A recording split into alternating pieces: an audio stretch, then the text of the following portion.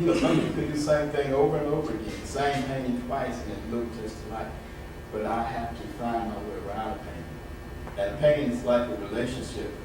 A lot of times I'll take a painting too full, and you know, it'll back up on me. You know, I'll almost lose it, and I have to kind of come back. You know, I may have to scrape some areas away, but it's like a relationship, and you lose if you take it.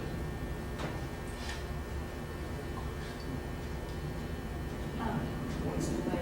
For your purist, do you use pure watercolor? Do you mix, like Mitchell, he uses egg temper, watercolor, acrylic, all of it together? Or you're just a purist? Yeah. Just transparent? Just transparent. I know it looked that way, but I wanted to be sure. I think your question about preservation was good. We live in a climate here that's so humid all the time. And what would you recommend in terms of framing? I notice a lot of yours have double mat. I know you don't want the surface to touch it. Do you think that plexiglass is better than glass or vice versa? Yes, definitely. With watercolors, ultraviolet plexiglass is almost a must, and all mine have that, because you don't really want much exposure to light. And with my mats, I use 100% archival matting, which won't affect the paper underneath. So if you invest in a watercolor, that's something you want to make certain that you have plexiglass, ultraviolet plexiglass, and 100% archival. Even if you invest in an expensive print, you want 100% archival paper. It's expensive, but you know, it's worth it. More questions? Just to ask you a little bit about 2002, the Studio Museum included your exhibition entitled Black Romantics, and there's a lot of controversy sort of surrounding that exhibition. There's this whole concept about high art and low art in art circles today, and that exhibition sort of got to the center of what is high art, what is low art in the Black community. I think that there is a blurred line in our community about what's high and what's low. But to ask you a little bit about figurative art and that exhibition, one writer actually said that artists like you live in a parallel universe, and that there's a difference between figurative artists in terms of what they show in galleries and how often they show as compared to the artists who are doing some abstract work or whatever. Do you see a difference in terms of your exhibition experience? Okay, that's a long question. Well, I've kind of interpreted it differently. I don't know. That particular critic, I thought was making a comparison between Black figurative art and White figurative art. Mm-hmm. Like in the case of John Curley, New York artist who has large sums of money for his figurative. I have to see that article.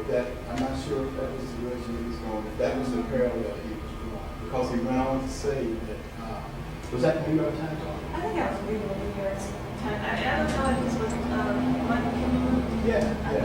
That's yeah, I'm not sure if that was his comment or somebody else's comment. I think it was. Okay. But where he took it was to say that. It was very favorable. I don't think Yeah, it was a bad. true. Yeah, it wasn't. It was just. Yeah, but where he took it was, I think you made reference to it, was that a number of the artists, that critics would have to jump through hoops to justify why some of the artists in that show were not as good as some of the artists in Chelsea. So I thought that was what he meant by parallel universe. How our figurative work is not appreciated to the extent that figurative work historically is. So I'm not saying. What do you think? You think the show was a success? Definitely. in terms of a black figure, a black image being presented on the full page of the New York Times. That was huge. And in fact, as a result of that, and what the New York Times does, other newspapers do, the Kansas City Star followed that up with this image here of the gentleman holding the child on a full page. You know, other newspapers do with the New York Times. And that was for September 11th, the year after September 11th. So that was how big Black romantic was. It brought the issue and some artists who, like Michael Gibbons, compared to some of the best in jazz. So it was a great success. And the other criticism about it was not certain if that success was intended, you know, to that extent. But it happened. Just to ask you too about your artwork. Do you try to adhere to any sort of socio-political statement, or you just paint? You just paint your subjects, and if that should come through, then that's it. Do you aim for that? For any commentary, or you just paint the subjects? Yes, there is some commentary.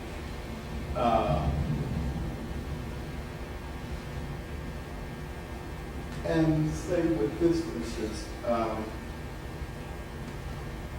art of African American, you know, historically has been images surrounding race quite often. You know, if you looked at art across America, you would think that race was constantly on African Americans' mind, because most of the art is in reference to that. And I don't agree with that. You know, nothing could, this little girl, the fact that she's black, it doesn't concern her at all. She's just enjoying life. And there's not a lot of that artwork out here. And that's what I'm trying to show is how black people view ourselves. You know, they say the paint, I think I might have sent you out there where it says the paint the black image is controversial. It's not for me.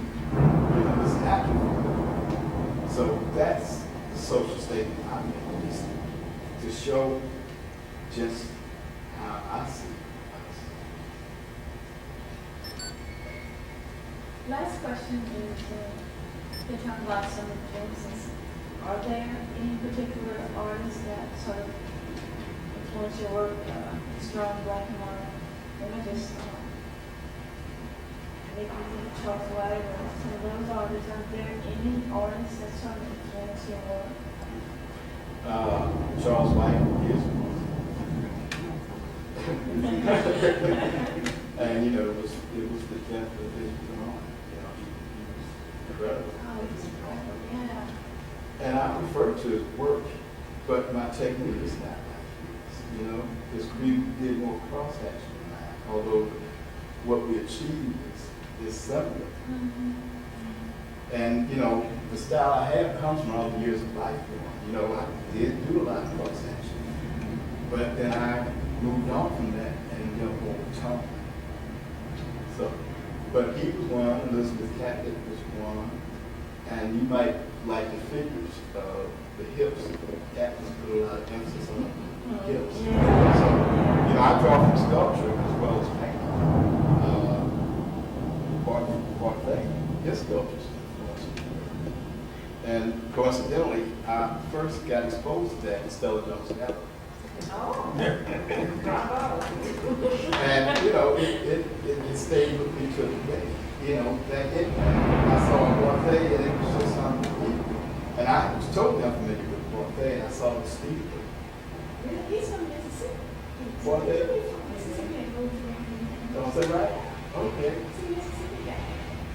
But that's the power of original artwork, how it impacts you when you see the original. Same with Elizabeth Catlett. I had seen prints of hers, but I didn't see an original until I saw one in this gallery. And also I started to study those model films. I hadn't saw an original until I saw an original in this gallery.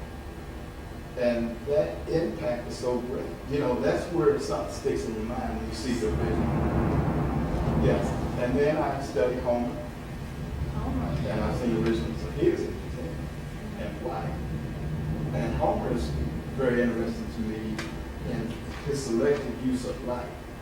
You know, he might light an area here, but not here, for emphasis on this area, where actually, if it was true, this area would also be lit.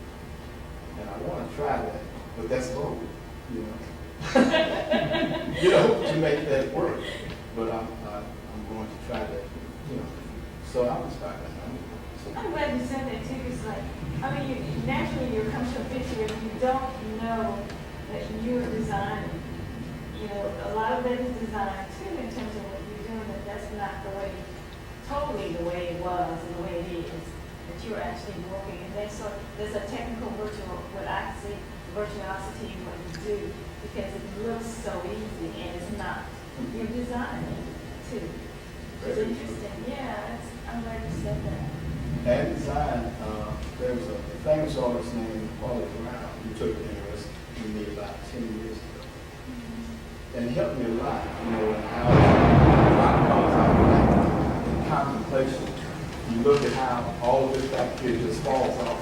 You know what's back there, but your eye doesn't go back there. That's because you're not supposed to spend time back there. You're supposed to come back to the highlights. And you know, little things like that. Art is so broad that there are things people have to tell you. You can't learn it all. It's medicine. You see yourself just continuously learning. It's never ending sort of thing. That's why I mentioned about systems. We don't have a system because when you have a system, you work within that system and you stop learning. But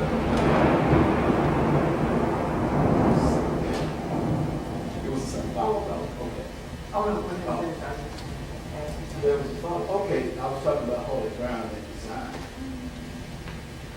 That was the thing I couldn't take from him, you know, just totally, because every painting is supposed to have a certain pattern. And if you look at most paintings, they do follow that pattern of nice shapes. But if I followed that pattern, I wouldn't be able to paint most of the things I like to paint.